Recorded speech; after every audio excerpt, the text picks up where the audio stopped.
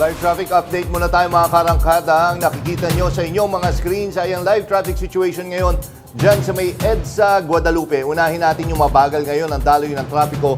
Ito yung southbound lane ng EDSA. Ito yung mga galing ng Quezon City, galing ng Mandaluyong at papasok ng Makati at Pasay area. Medyo mabagal ang daloy ng trapiko sa mga oras na ito.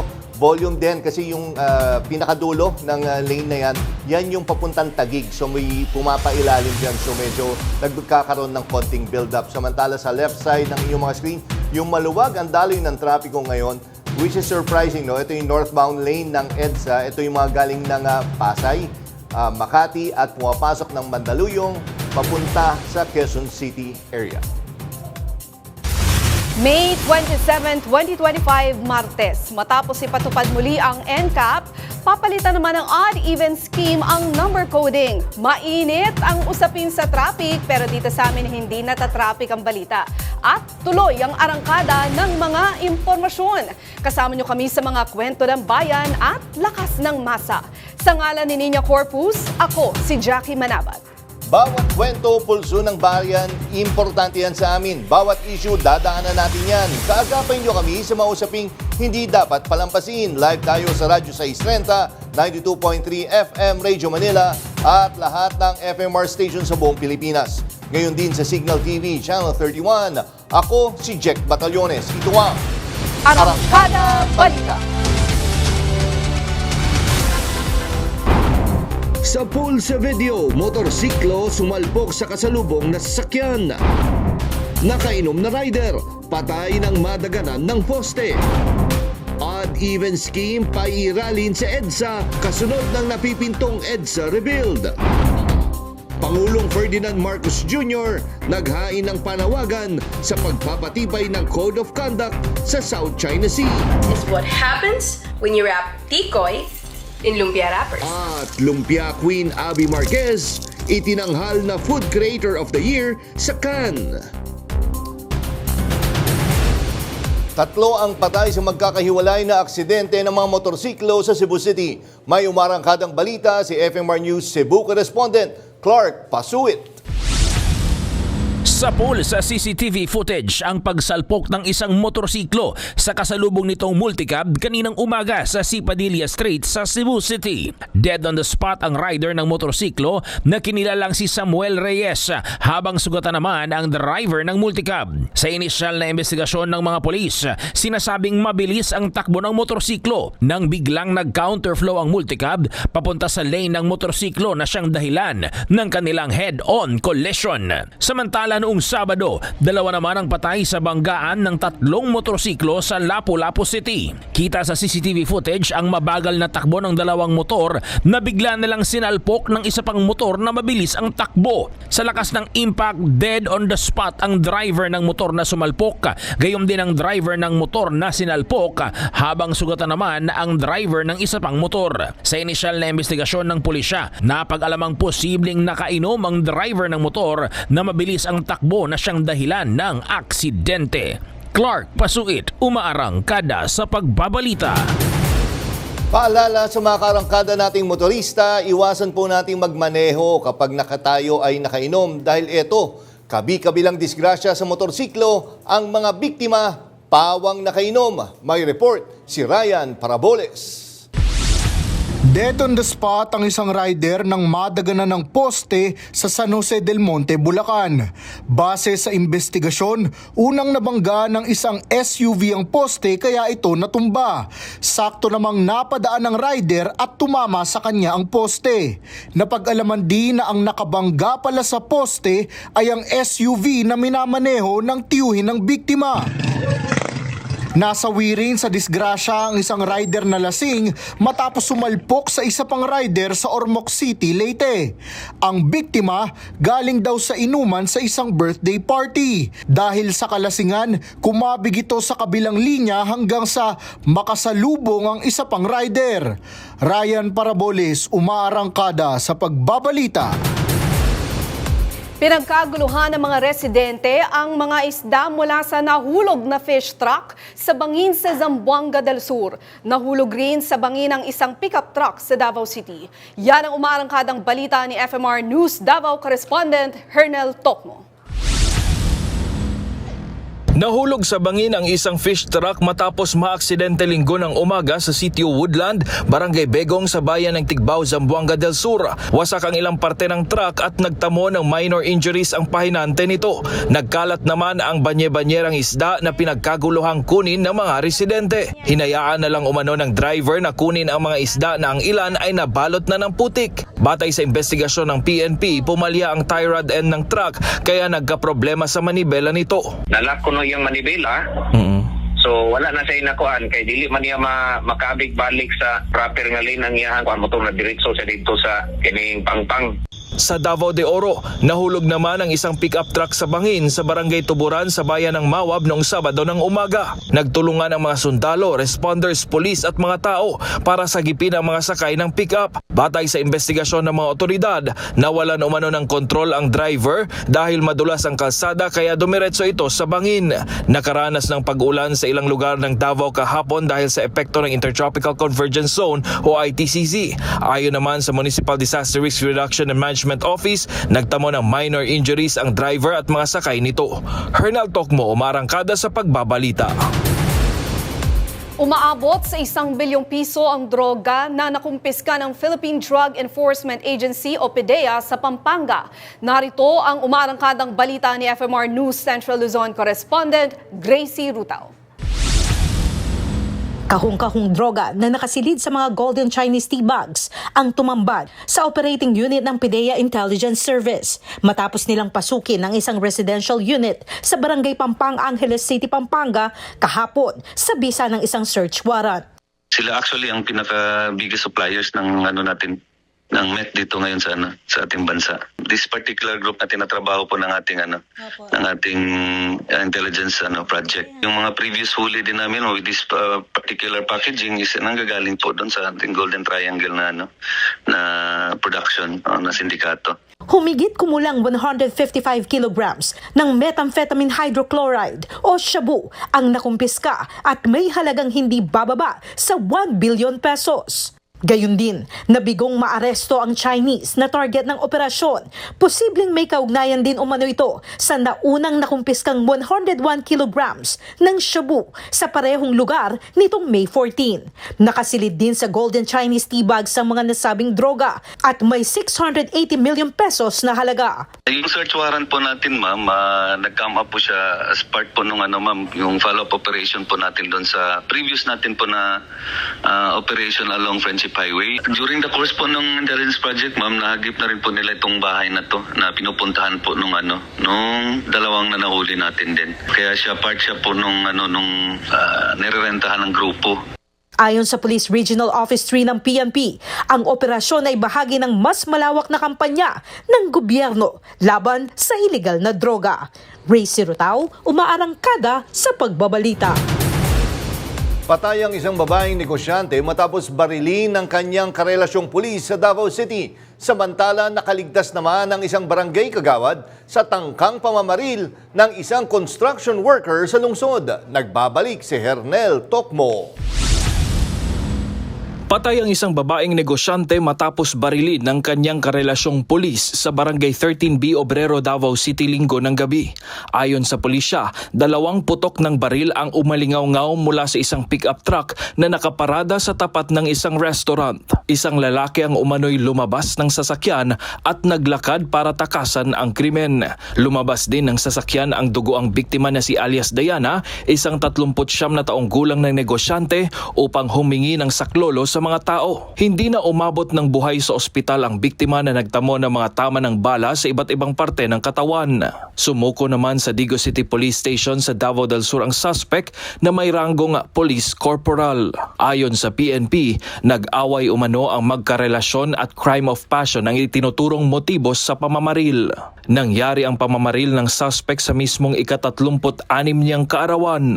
Mabilis na narespondihan at naimbestigahan ng ating mga kapulisan na nagresulta sa pagkaaresto ng suspect at pagkakumpiska ng kanyang issued firearm na siyang ginamit sa nasabing krimen. Sa kasalukuyan, ang suspect ay nakakulong na sa Police Station 1 Santa Ana at sasampahan ng kasong murder at violation of Omnibus Election Code. Swerteng nakaligtas ang isang kagawad sa barangay Tibungco kahapon ng umaga. Ayon sa mga pulis, papasok na sana ng kanyang sasakyan ang 56 na taong gulang na biktima nang hinabol ng suspect na construction worker. Hinampas ng suspect ng kanyang dalang baril ang biktima, pero nang barilin ito ay pumalya ang armas nito. Dito lumaban ang barangay kagawad sa tulong na rin ng anak nito, kaya napigilan ang krimen at nahuli ang suspect. Ayon sa PNP, problema sa utang ang motibo sa krimen. Naharap naman sa kasong attempted murder ang suspect. Hernal Tokmo, umarangkada sa pagbabalita. Paghihiganti ang tinitingnang motibo sa pamamaril sa gitna ng flag ceremony sa Barangay Hall sa Salitran 3 sa Dasmariñas City kahapon. Batay sa investigasyon ng mga pulis, inalis sa trabaho ang suspect na barangay tanod dahil sa kanyang diabetes. Kasagsagan ng flag ceremony kahapon, pumwesto sa likuran ng suspect, maya-maya pa ay lumapit siya at bigla na lamang namaril. 4 ang naiulat na namatay, kabilang ang suspect na nagbaril sa sarili at 1 ang nasugatan sa insidente. Naniniwala si Justice Secretary Jesus Crispin Remulla na ibabasura ng The Netherlands ang hiling na asylum ni Attorney Harry Roque. Ayon kay Remulla, isa kasi ang The Netherlands sa mga bansang mahigpit sa human trafficking. Nauna nang hiniling ng DOJ ang pagkansela sa passport ni Roque matapos maglabas ng arrest warrant ang korte sa Angeles City laban kay Roque at iba pang sangkot sa human trafficking, kaugnay ng POGO operation sa Porac, Pampanga. Hiniling naman ng CIDG sa Interpol na mag-issue ng red notice laban kay Roque.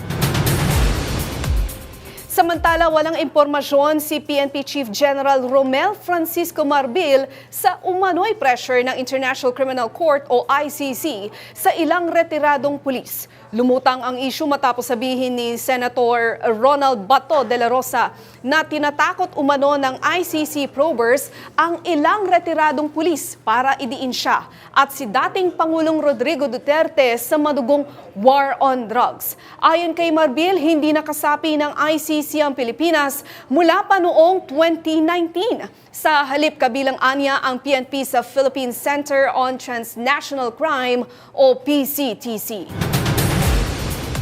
Hindi na number coding ang gamit sa EDSA simula sa kalagitnaan ng Hunyo. Odd-even scheme na ang ipatutupad ng MMDA sa buong 23.8 kilometer na kalsada. Ang layunin, bawasan ng trapiko sa gitna ng 2 taong EDSA Rebuild Project. Narito ang report ni Ryan Paraboles.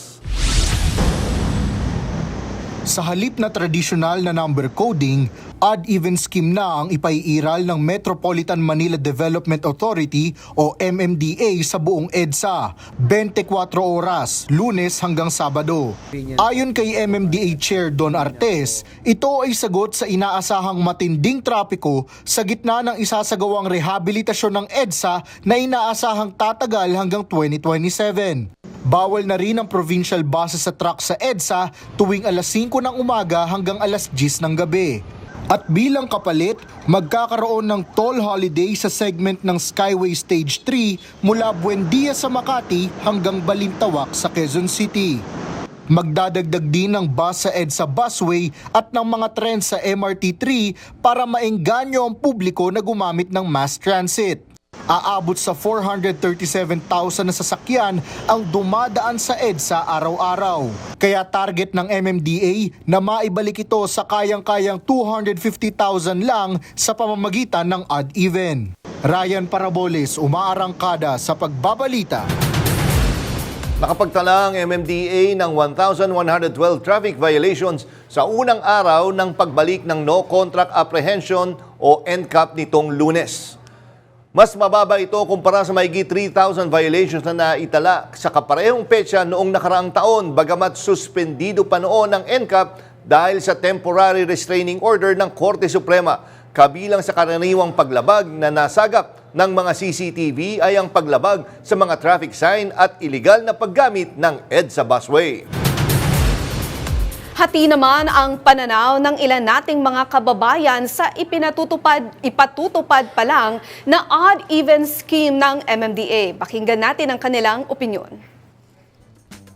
Hindi. Kasi ngayon, parang masyado nilang kinomplika. Paano kung emergency? Paano katulad ko sa work ko? Kasi public kami. Pabor ako, ipatupad yung odd-even sa EDSA para mabas-bawasan din yung mga maraming sasakyan. Hindi ako pabor sa odd-even scheme. Dahil mahirapan ng ibang mga driver na katulad ko. May emergency akong pupuntahan sa araw na yon. Imbis na mapapalapit ako, iikot pa ako kung saan pwedeng dumaan na mas malapit din. Hindi ako pabor doon. Paano naman kung nag-iisa yung sasakyan mo? Hindi, kasi 3 araw mawawala sa sakita namin sa araw-araw eh. Paano yung pamilya namin? Alam mo, magandang tignan yan sa iba't ibang perspective, no? Sa mga car drivers, mahihirapan talaga. Pero on the other hand, kung ikaw ay pasahero, mapipilitan ka to take the public transport. Oo, pero yun nga, sapat na ba yung public transport natin, di ba? Yun nga. Para maengganyo mo sila sumakay doon. Pero problema nga is, may sapat ba ng buses? Although sabi naman, idadagdagan yata yung bagon, di ba? Tama? Dadagdagan yung tren, magkakaroon ng toll holiday para sa Skyway, pero hanggang kailan to? Kasi mahirap yata i-subsidize ang Skyway, ang mahal Oo, di ba? Pero yun nga, medyo na-limit nga. Buti nilang nilinaw nila na hindi magsasabay ang yung number coding tsaka yung odd-even. Kasi nga, pag gano'n, masyado malilimit yung paggamit mo ng sasakyan. Kung pagsasabayin yung number coding at odd-even scheme. Oo. At yan ang aabangan natin sa mga susunod na ba. Yes. Samantala, nagpasalamat ang Department of Energy o DOE sa iba't ibang ahensya ng gobyerno at pribadong sektor sa mabilis at coordinated na aksyon para matiyak ang tuloy-tuloy na supply ng langis sa Samar Island. Kasunod ito ng pagpapatupad ng 3 metric ton weight limit sa San Juanico Bridge na naging hadlang sa pagdaan ng mga standard fuel tankers. Ayon sa DOE, agad silang kumilos kasama ang Department of Transportation, DPWH, PPA, OCD at NDRRMC para humanap ng alternatibong ruta ng delivery. Inaprubahan naman ng NDRRMC ang pagbibigay priority sa mga oil tankers sa pila ng roll-on, roll-off o RoRo vessels. Inihahanda na rin ang RoRo port sa Basay, Samar, ayon kay DOTR Secretary Vince Dizon. Ramdam na ng mga negosyante at consumers sa Samar ang epekto ng weight restriction sa San Juanico Bridge. Inaasahang tataas ang presyo ng bilihin at posible namang magsara ang ilang negosyo. Yan ang umarangkadang balita ni FMR News Tacloban correspondent Hansel Cuevas. Umaaray na ang mga negosyante at consumer sa probinsya ng Samar sa epekto ng ipinapatupad na load limit sa San Juanico Bridge. Ayon sa presidente ng Borongan City Chamber of Commerce and Industry o BCCCI, halos magtriple ang itinaas sa gasto sa transportasyon ng mga produkto gaya na lamang ng mga gulay mula Baguio. Dati nasa 100 to 200 pesos lamang ang transportation cost mula Tacloban papuntang Borongan Eastern Samar, ngayon ay umaabot na ng 400 hanggang 500 pesos. Imbis kasi na bus ay van na ang kinakargahan ng nasabing produkto. Kaugnay nito, posible raw na tumaas ang presyo nito ng 20 to 30 pesos kada kilo sa mga lokal na pamilihan sa Samar. Gayon din sa presyo ng manok na mula 198 hanggang 210 pesos per kilo, ngayon ay nasa 240 hanggang 250 pesos per kilo na roon. Ang auto din na mag-unload, mapila, pagka-unload niya, mapila niya gimbalinan gin-unload. Kumpira pa hera ka minutes, and 30 minutes ada, before hera makatabok kay, di ba, one at a time man, kung Tacloban to Samar or Samar to Tacloban, and one at a time man lang natabok. So imagine natin ito ni howling ito niya. And the worst naman nga aton kinita bisan aton supply ng usan, tikang din ni aton nga tipakadto ang isda. Kaya maobligado talaga ra pag-ayos. Sinabi naman ng ilang mga may-ari ng tindahan at restoran na apektado na rin ng nasabing restriksyon na mapipilitan silang mag-umento sa kanilang mga presyo. Pero posible ding pansamantalang titigil ang operasyon kung magpapatuloy ang kakulangan ng supply. Anila, masyadong mabigat para sa mga negosyante ang dagdag gastos kaya sana raw ay mapag-aralan na sa lalong madaling panahon ang panawagang transport subsidy. Mula Cebu papuntang Calbayog City, inaabot na ng 18,000 pesos ang one-way na gastos ng mga truck na nasa 7,500 pesos lamang daw noon bago pa ang restriksyon sa San Juanico Bridge. Nagpaplano ako nga kung di good ini within the period of May up to the end of the month by June, mag-i-increase na kami. Baga, at this time, bearable ba? Kaya may pa man ang mga stocks. Pero, takloban man naman kami nakuhaan vegetable. Umaasa din ang mga ito na magamit na ang Amandayehan Port sa Basay, Samar upang maibsan ang gastusin sa transportasyon. Hansel Cuevas, umaarangkada sa pagbabalita. Niyanig ng magnitude 4.6 na lindol ang lalawigan ng Quezon kaninang tanghali. Naramdaman din ng lindol sa ilang parte sa Metro Manila at mga kalapit na lugar. Dahil sa takot sa pagyanig, marami ang nagsilabasan sa mga gusali at tahanan. Naitala ng FIVOX ang sentro ng lindol 24 kilometers sa northwest ng General Nakar at may lalim na 10 kilometro. Wala namang naiulat na nasaktan o napinsala sa lindol.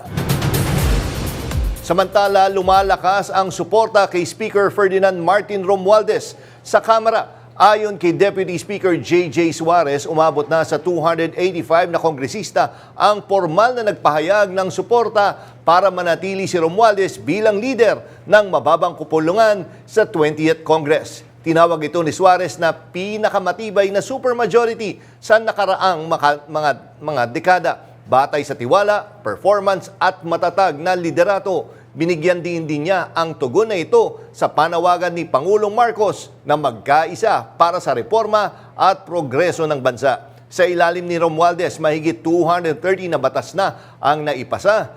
Kabilang na ang Maharlika Investment Fund at Anti-Agricultural Economic Sabotage Act. Sa aming pagbabalik, barko ng atin ito na nagsasagawa ng mapayapang misyon sa West Philippine Sea, binuntutan ng barko ng China. Marami pang mainit na balita sa pagbabalik ng Arangkada Balita.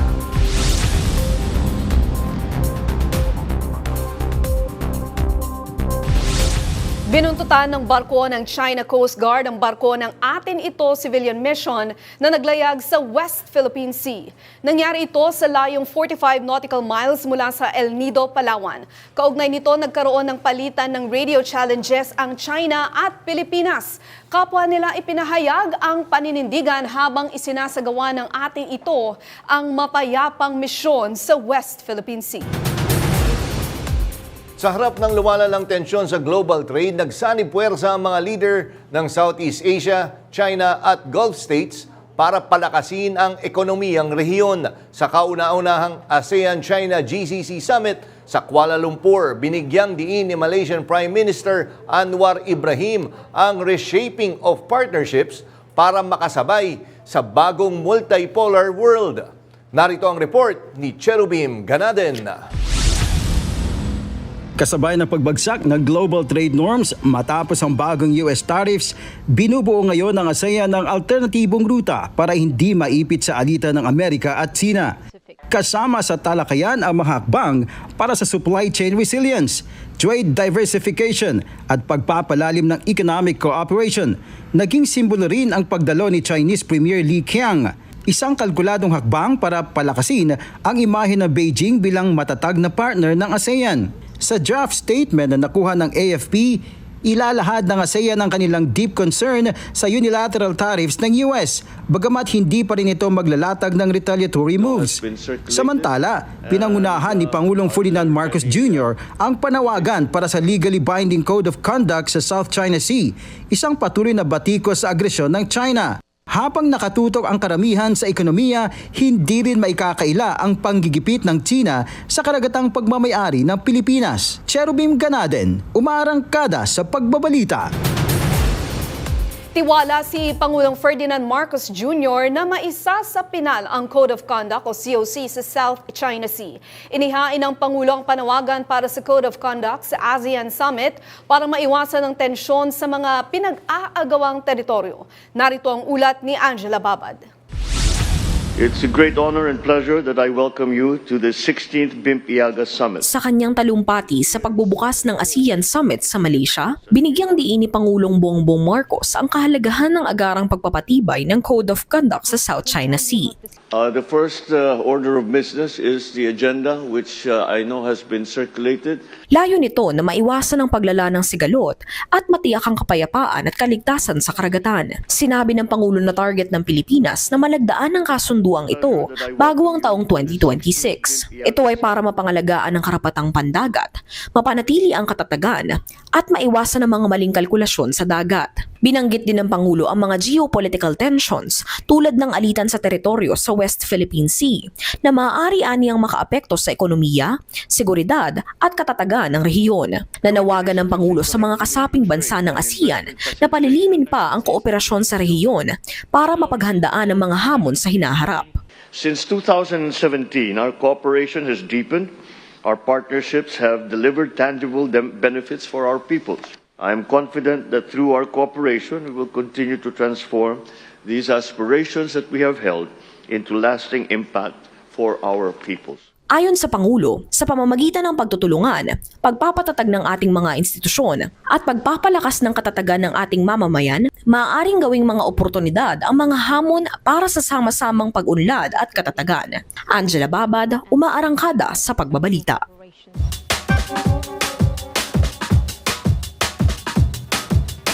Naniniwala ka ba na sapat ang kasunduang binubuo ng ASEAN para pigilan ang panggigipit ng China sa West Philippine Sea? Mabisa ba talaga ang Code of Conduct o kailangan ng igiit ng Pilipinas ang mas matapang na hakbang? Ikaw, anong masasabi mo? Hindi siguro kasi mga China hindi naman naniniwala sa batas natin. Hindi susundin niya ng China. Naniniwala po ako pero depende na lang po kung susunod ang China. Sana sumaayon na rin ang China para sa kapayapaan ba, di ba? Masyado nang maano ang mundo, magulo na. Sana i-honor naman ng China at makinig naman sila. Maganda yan kung mapag-uusapan. Kaya lang ang problema dyan kung i-honor ng China. Depende sa kung makikinig yung China sa atin, magiging maayos tayo. Hindi ako naniniwala. Hindi nila ginagalang yung batas natin. May batas tayo sa Pilipinas, dapat igalang. Hindi yung masusunod sila.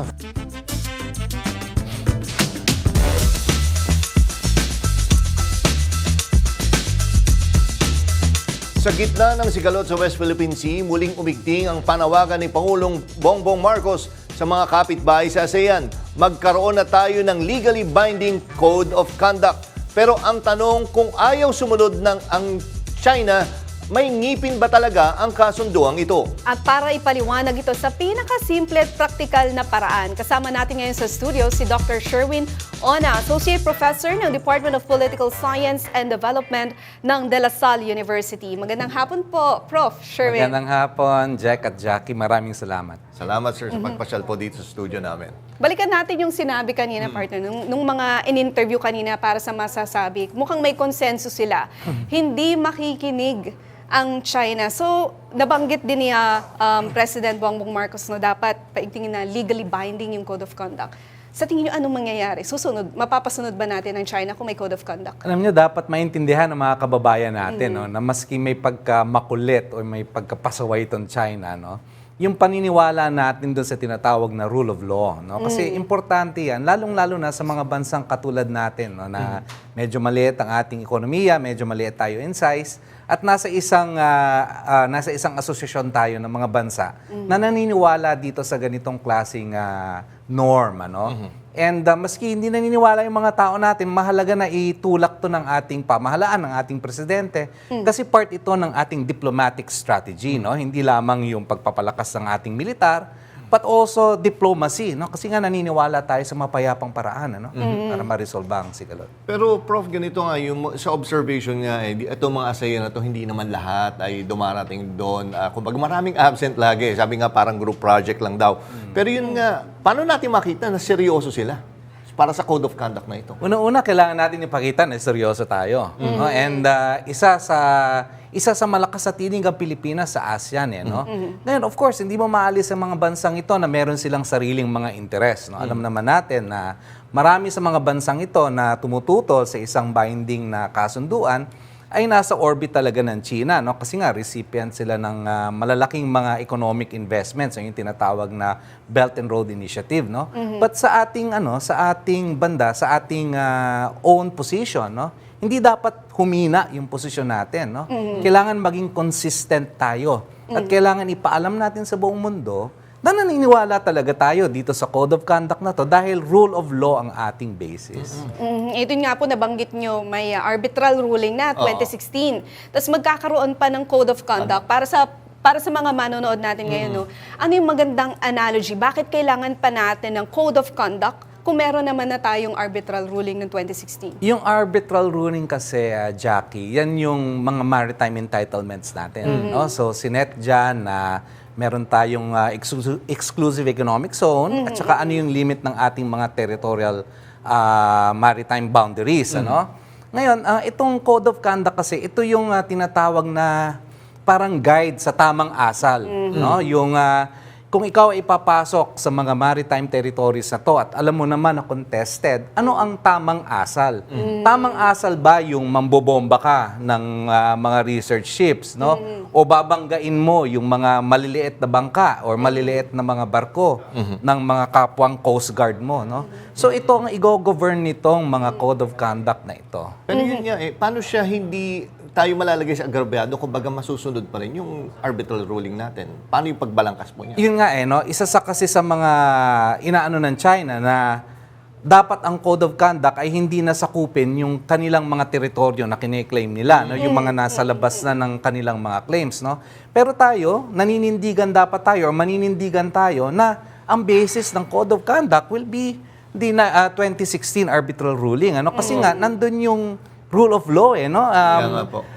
Korte na nagbigay ng kanyang pananaw, ng kanilang hatol tungkol sa mga maritime entitlements. Pero yun nga, realistically, Doc, tingin nyo, ito ba ang talagang konkretong solusyon na susundin to ng China? Ang sigurong magandang tingin dyan para sa mga kababayan natin, no? Isa to sa mga maraming paraan na pwedeng gawin ng Pilipinas. No? Kasi nga, maaaring hindi sumunod ng China no? Sabi nga ng ilang mga experts, ito ay pangmatagalang laban no? Napag-usapan natin to sa mga previous interviews no?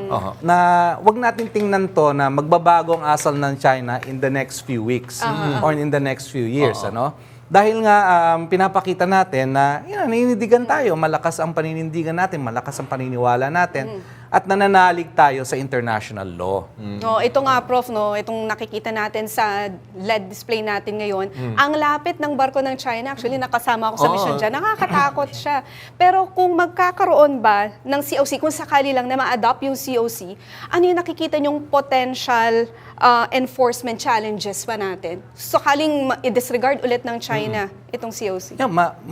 Importante sa isang COC na magkaroon ng parang committee na magmamonitor no? So, pwedeng maging part yan ng kasunduan no? Na merong committee na magmamonitor. Pwede rin maging part ng kasunduan yung pagka dineclare mo na research vessel ang isang barko, hindi mo dapat bombahin yan di ba? Merong mga panununtunan o mga rules no, na dapat kang i-abide. No? Hindi ka pwedeng mambangga ng isang research vessel, for example.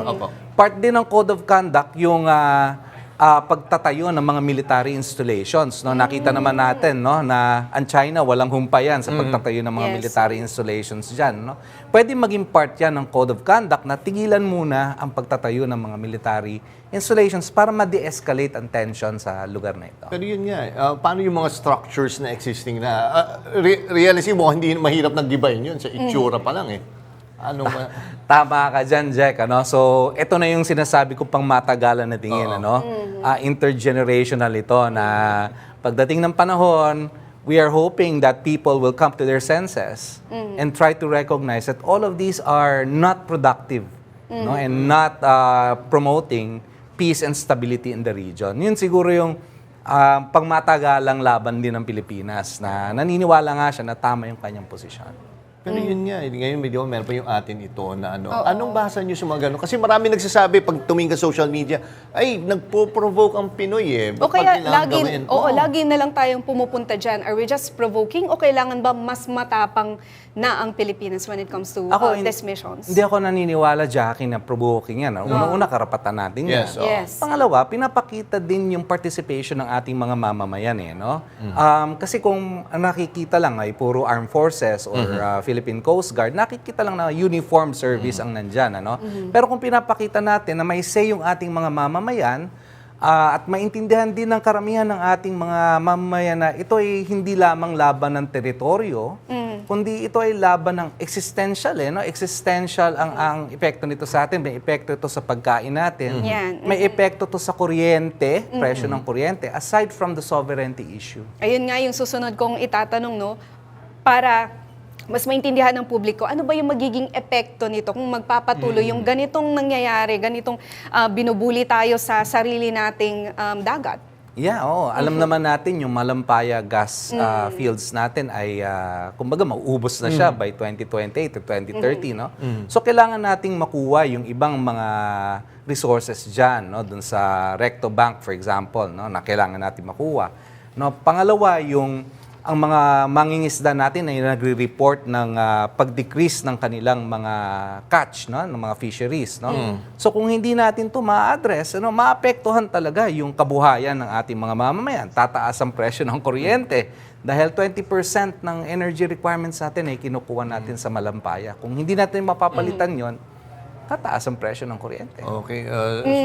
Kaya na nga eh. Kung idadraft natin tong COC, no, Prof, ano dapat yung maging non-negotiables ng Pilipinas? So maliwanag ang posisyon ng Pilipinas diyan, ano, yung 2016 Arbitral Tribunal, no, dapat within within that frame, no, yung legal frame, no, na nire-recognize niya yung mga maritime entitlements. Now, kung merong mga conflict, kailangan may mechanism kung paano siya pag-uusapan, hindi water cannon, no, hindi banggaan, no? May mechanism dapat, yun ang code of conduct.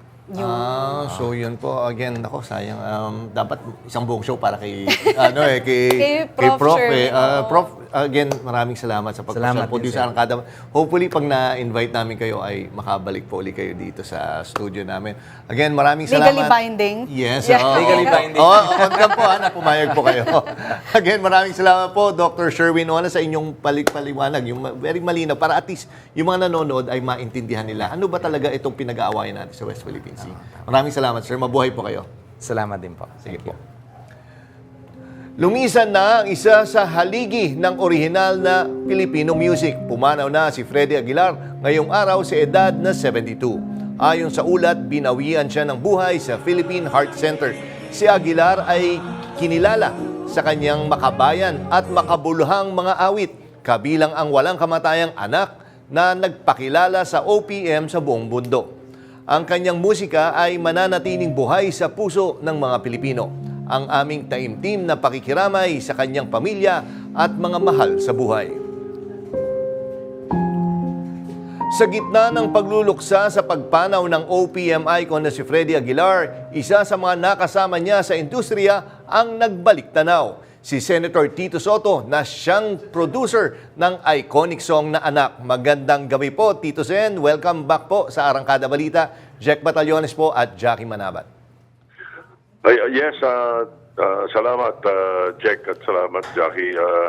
Medyo malungkot ang pag-uusap natin ulit pero salamat sa pagkakataon na ito. Yes, Tito Sen, siguro maraming hindi nakakala. Alam namin na composer po kayo, pero yung anak pala, no? Kayo yung producer po, tama po, Tito Sen? Ako po Vice President ng Vicor nung umpisahan yung 1978 na Metro Pop Music Festival. Si Freddy na-discover namin galing sa Olongapo, yung isa sa mga associate producer ko, si Cesar Larina, dilala niya sa akin. Sinali namin siya sa Metro Pop. At ang kanta niya, yung Anak. Kaso, akala namin mananalo dahil Metro Popular Music eh. Pero naging number 4 lang. At, pero siya nga yung nilapitan ni Imelda Marcos doon, si First Lady, at binate. So medyo malungkot ako nung matalo. So kinabukasan, inumpisahan ko yung plugging sa radyo. Dahil nagagantahan ako sa kanta eh. So, inumpisahan ko yung plugging sa lahat ng halos radio stations, binigyan ko ng kopya. Ayun, nagtugtugan na. Minsan, twice an hour, tinutugtog nila at saka naging monster hit. Oo. Senator, ito, kinalakihan natin yan yung kantang Anak. Pero alam niyo po ba o nabanggit po ba sa inyo ano yung background o ano yung istorya sa likod ng napakasikat na kantang Anak? Oo, siya. Siya daw mismo yun eh. Yun ang kwento niya sa amin.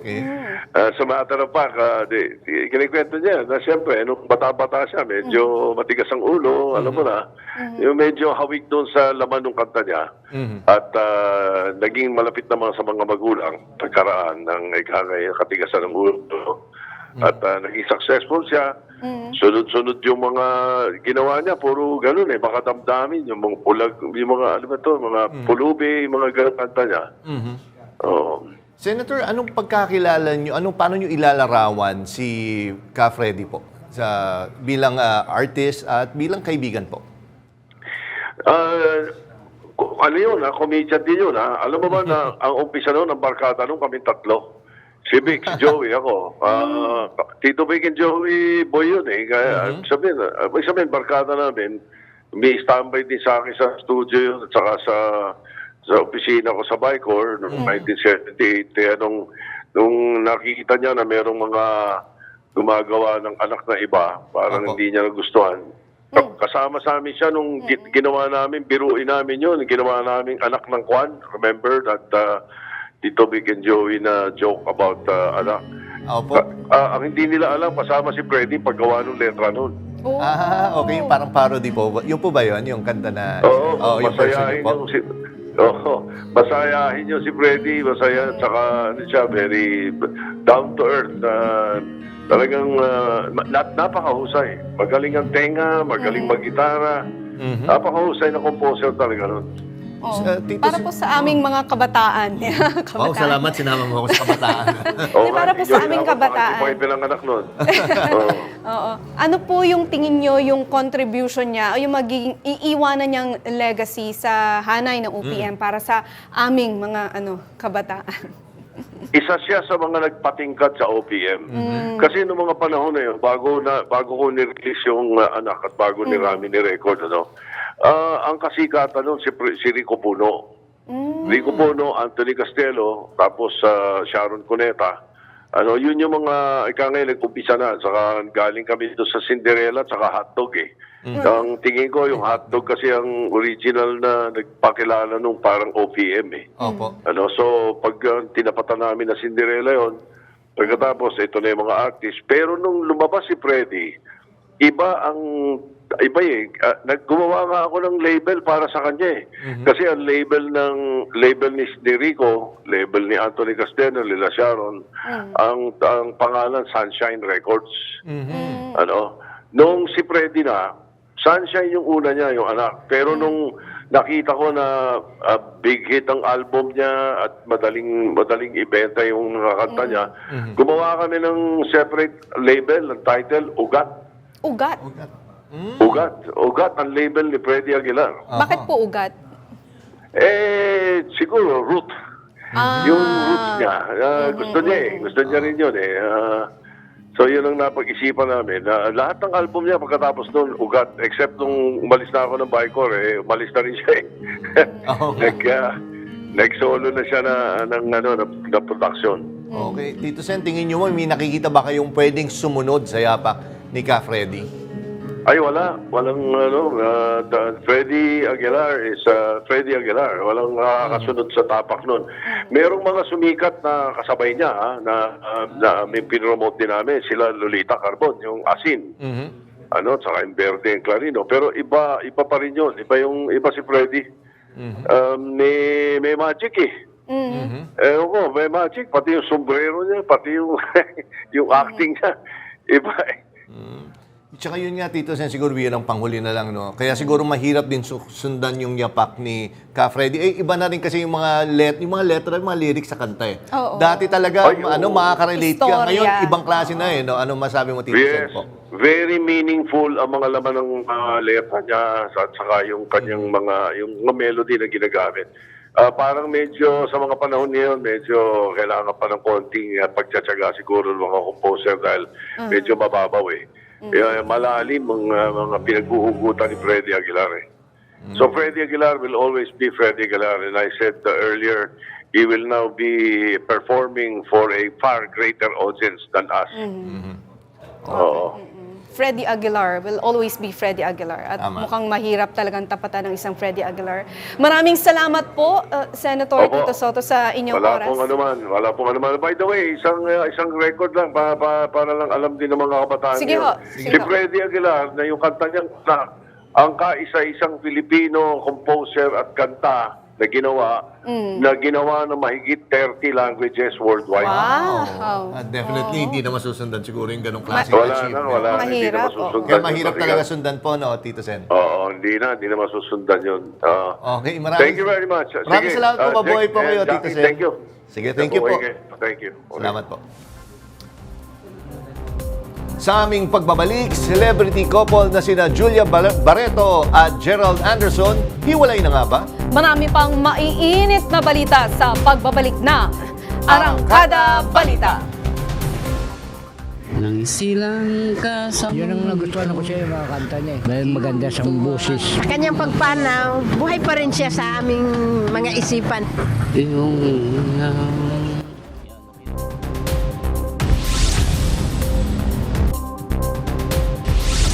Bumagsak sa 11.50 kada kilo ang bentahan ng palay sa ilang lugar sa bansa. Ayon sa NFA, malaki ang nalulugi sa mga magsasaka dahil sa 12 pesos hanggang 13 pesos ang puhunan kada kilo.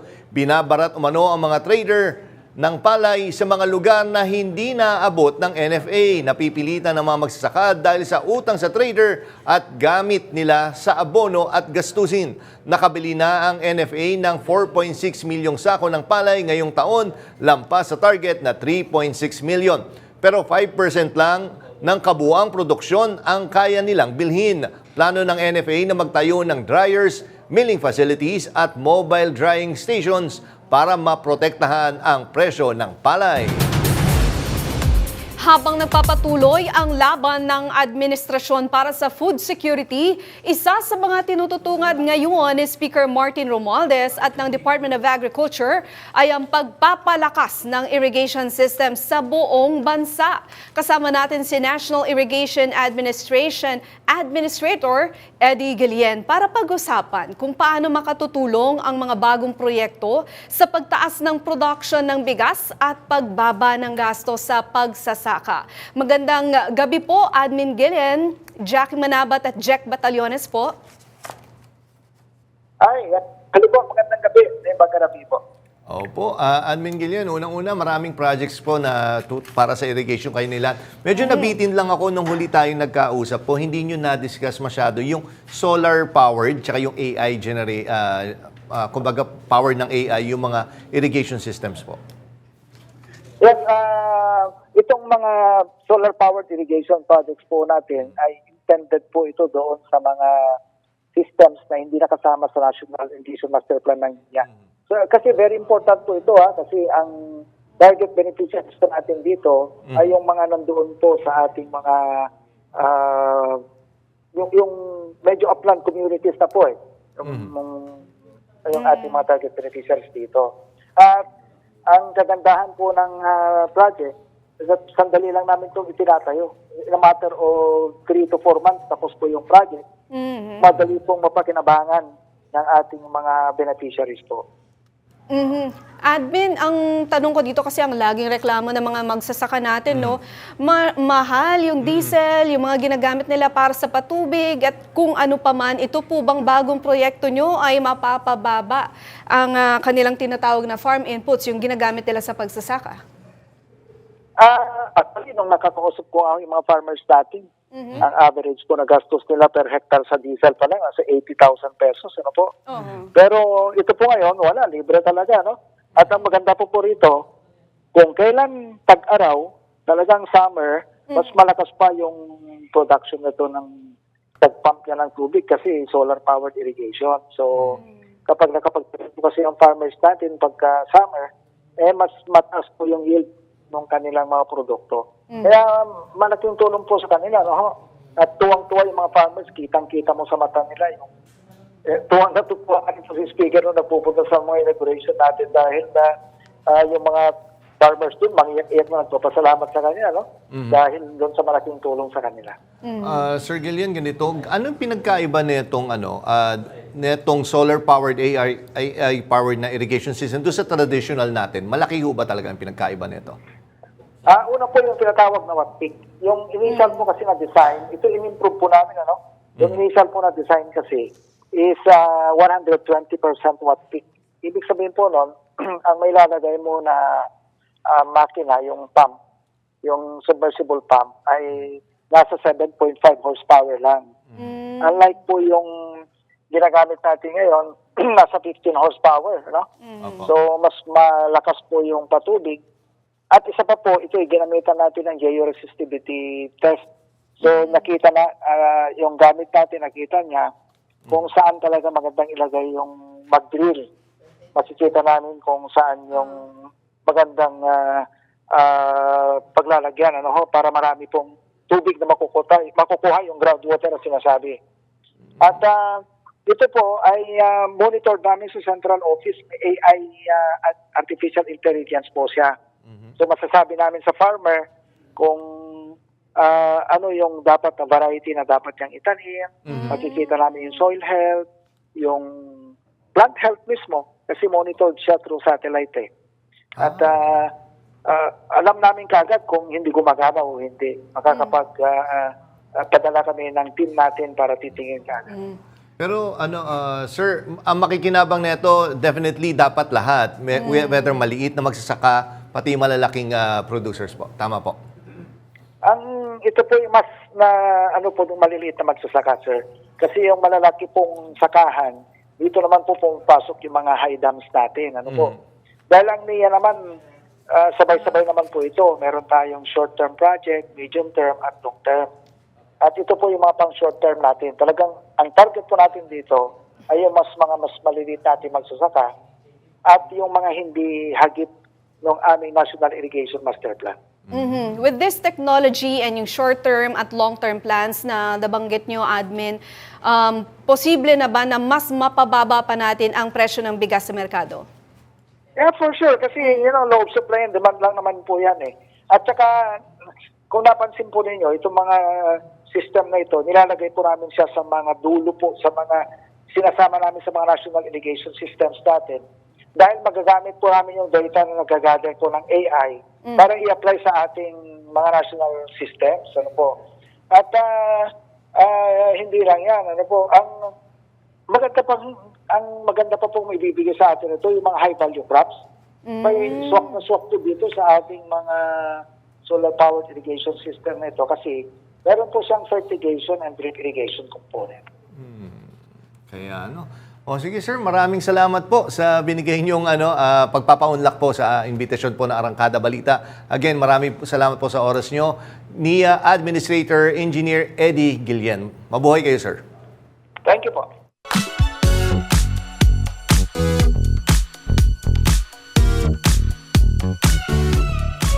Heto na ang mga latest sa showbiz balita ngayong Martes. Usap-usapan online na ang status ng relasyon ni Julia Barreto at Gerald Anderson. Napansin ng netizens na hindi nagpo-post lately ang dalawa ng mga larawan na magkasama sila. Gaya ng mga post na yan na 11 weeks ago na nang i-post ni Gerald. Sa IG naman ni Julia, makikitang nasa isang beach ang aktres 4 days ago. habang si Gerald naman ay nasa Zambales. In both travel photos, hindi magkasama sina Julia at Gerald. Hindi rin nakaligtas sa mata ng netizens ang tila pagbubura umano ni Julia ng mga recent photos nila ni Gerald sa kanyang Instagram account. Wala pang pahayagan sina Julia at Gerald na kaugnay nito. At yan muna ang mga chika, mga kaarangkada. Balik muna sa inyo, Jack and Jackie. Mag-post ka na. Magpo-post na ako. Mamaya. Mahirap pala hindi nagpo-post. Marami pang mainit na balita sa pagbabalik ng Arangkada Balita.